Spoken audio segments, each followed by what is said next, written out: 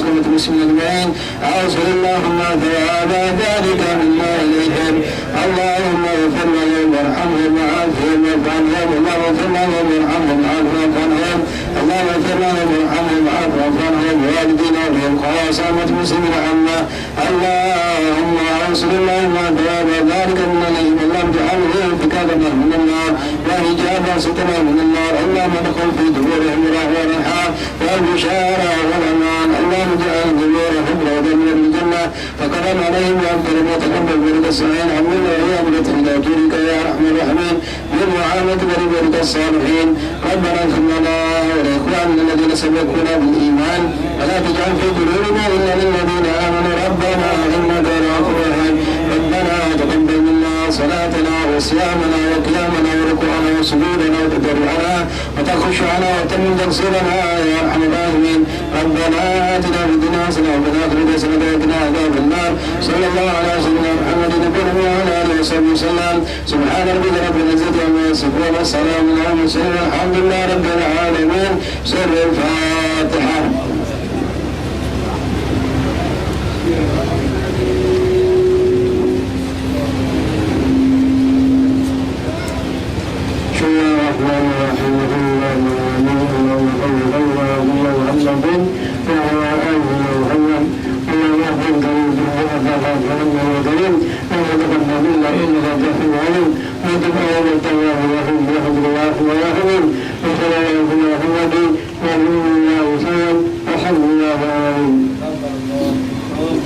Untuk kebahagiaan hadirin, jangan mereka itu ada sedikit hadiah oleh buat kita bawa balik dari yang keluarga kita tahlil tadi. Sekali lagi insya Allah minggu depan majelis kita penutupan terus betul dan ada buka bersama dan kami pun mengundang bagi antum yang ada waktu betul penutupan majelis juga hari Rabu depan di rumah Habib Ci Allahyarham Waspada sekaligus juga buka bersama yang bisa hadir ya teri ini kurang lebih minta maaf. Assalamualaikum warahmatullahi